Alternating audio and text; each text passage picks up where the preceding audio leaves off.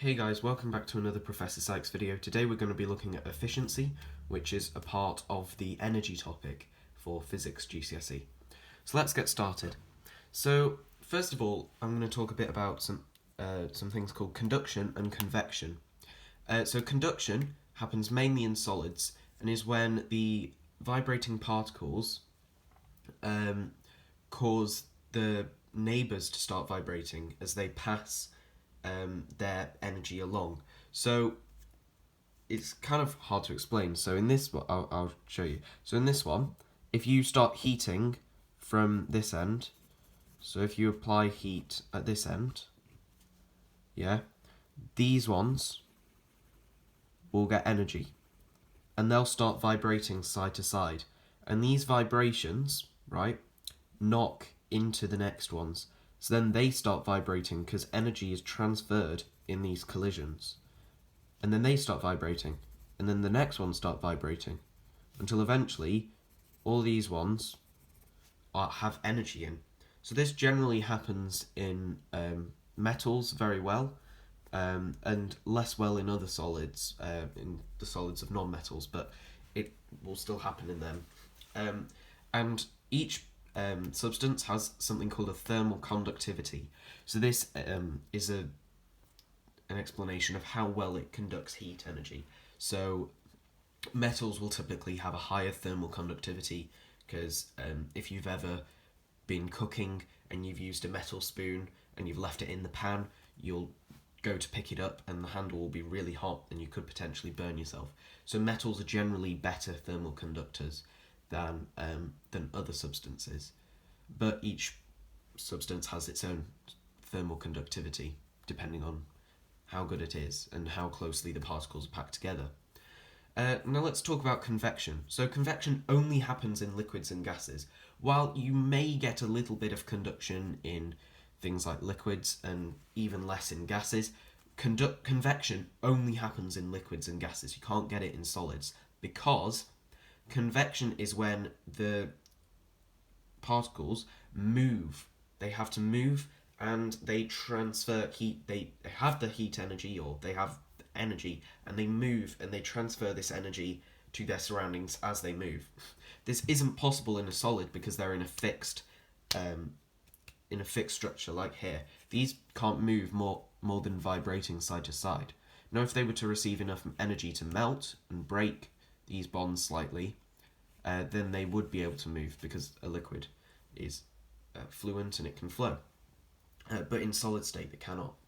So in convection, you get these things called convection currents.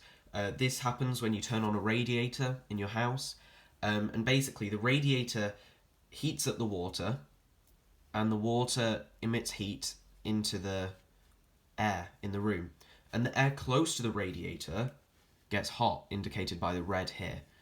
So, and hot air rises. So it rises up, but then it reaches the top, and as this air is moving, it's distributing heat energy to the other bits of air that aren't necessarily moving as much. And as it starts to do that, it starts to lose energy, and so it becomes colder. And so it sinks again. But then as it sinks, because there's the air has moved away from there, there's no air here, so it rushes in to fill its place. This cold air rushes in, and the radiator heats it up, and so it goes up, cools down, goes down, rushes in to take the place of the hot air that's just risen. And so you get these things called convection currents, which circulate heat around the house. Which is why a room, when you turn on the radiator, gradually gets warmer. It doesn't suddenly become 20 whatever degrees you want it to be. It gradually gets warmer.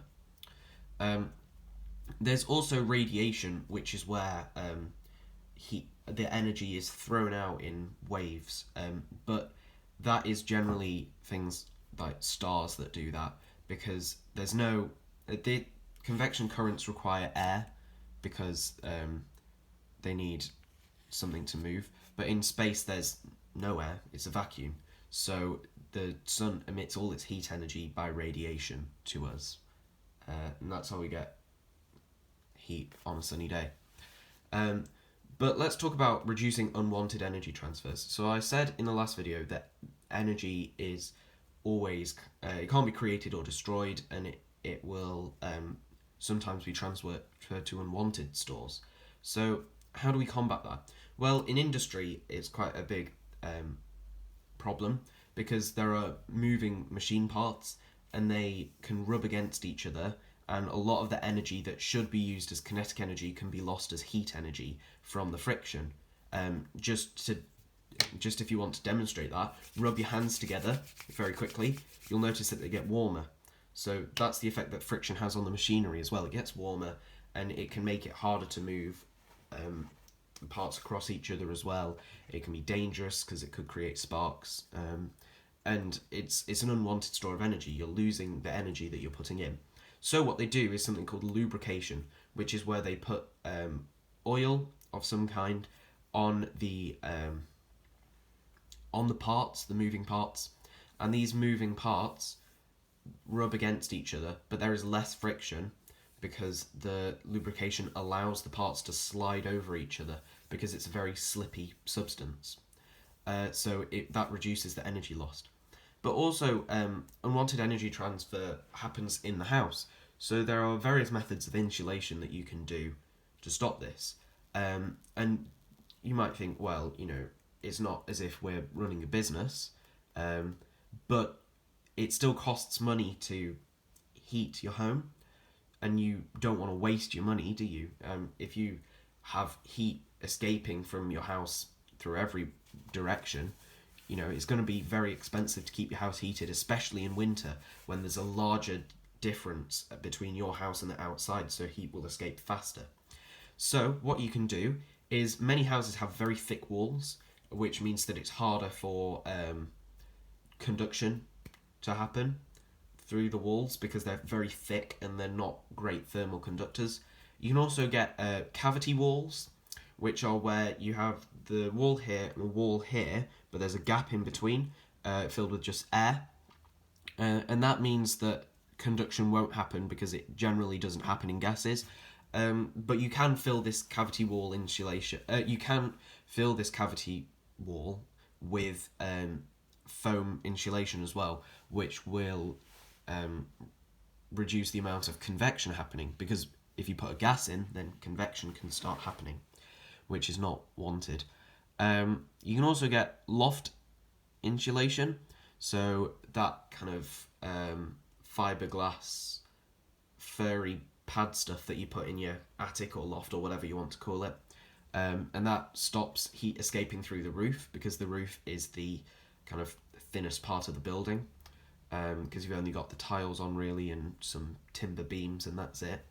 But you can also get double glazed windows as well, and there are even triple glazed windows now.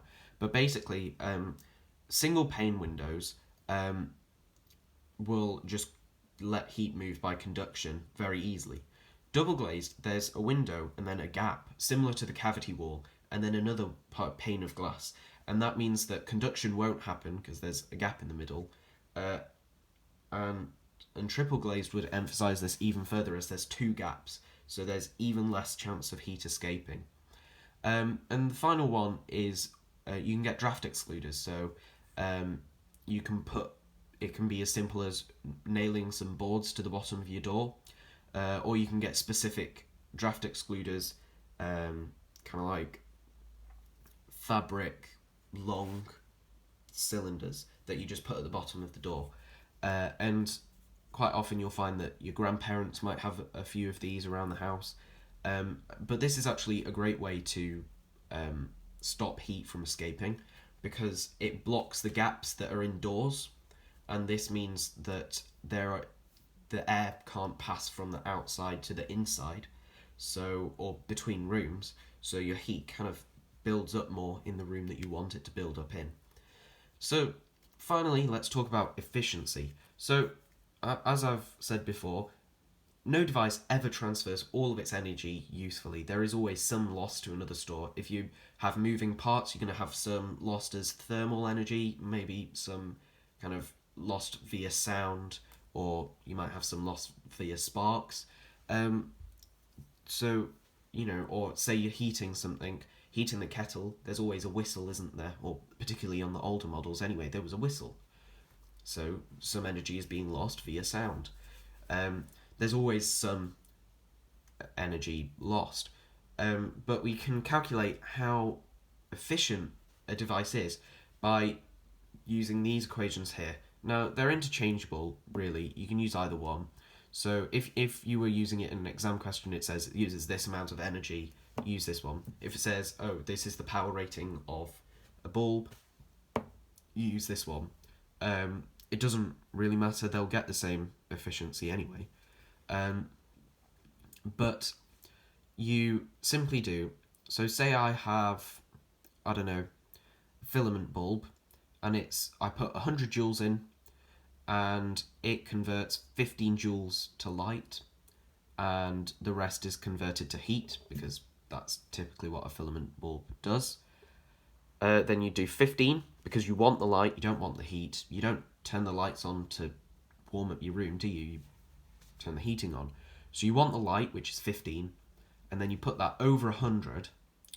And now what you do is you times it. If you can get it as a decimal, but if you want it as a percentage, which it is generally wanted as, you need to times it by 100, and the number that you get is the percentage. So our efficiency of our filament bulb would be 15 over 100 times 100, which is 15%. That's not brilliant, but what you could do to save energy is you could get some energy efficient bulbs, which are ones that use less energy and generally don't heat up as much. Or you could get LED bulbs, which don't really heat up at all. So then you might end up with something closer to 90%, something like that, efficiency. But you'll never get to 100% because as I said, there is always some energy that is lost. But the closer you can get to 100% efficiency, the better the device is, because you are not wasting energy, you're wasting less energy, and you're meaning that there's less demand for energy, which kind of means that less fossil fuels need to be burned, because that is still predominantly the main energy source that we use. So you want very efficient devices just for all purposes, really, that they are the thing that you want. So I hope that was informative. There'll be another video on its way shortly. So with that said, goodbye and God bless.